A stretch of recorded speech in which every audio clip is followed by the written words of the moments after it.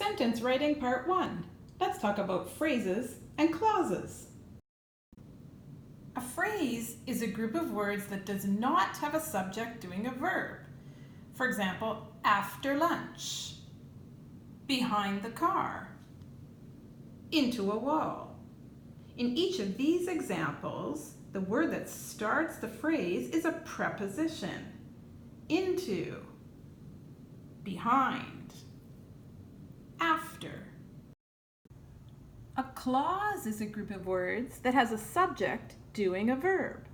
Cats are smart. Cats is the subject, are is the verb. Unless it rains. It is the subject, rains is the verb. The big bug landed quietly. Bug is the subject, landed is the verb.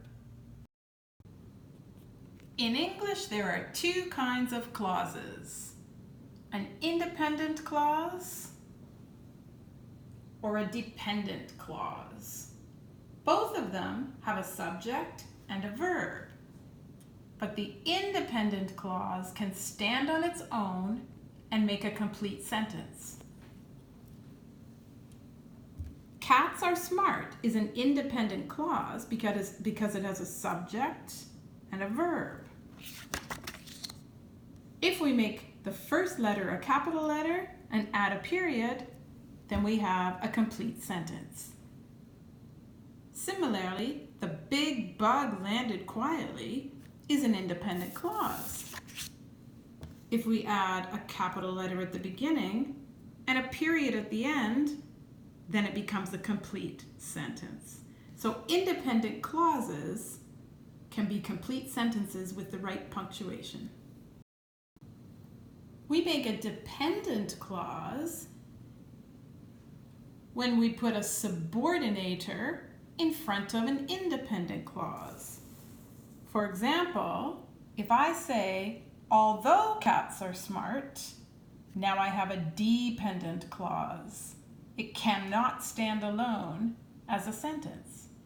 Similarly, if I add the subordinator since, then I have a dependent clause, since the big bug landed quietly. This cannot stand alone as a sentence. Since and although are two subordinators that turn an independent clause into a dependent clause.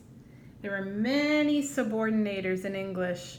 Here's a short list of some of the more common subordinators.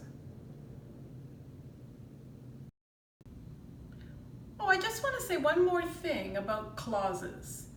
Of course, they all have a subject and a verb, but sometimes they have a simple subject and a simple verb, as in Chester sleeps all day, and sometimes they have a compound subject, Chester and Blackie, and sometimes they have a compound verb, sleeps and eats. That's the end of sentence writing part 1, phrases and clauses. I hope you can tell the difference between a phrase and a clause now. And I hope you can identify an independent clause from a dependent clause. Make sure you have a long list of subordinators that you can use comfortably when you write in English. And don't forget to be aware of compound and simple subjects and compound and simple verbs.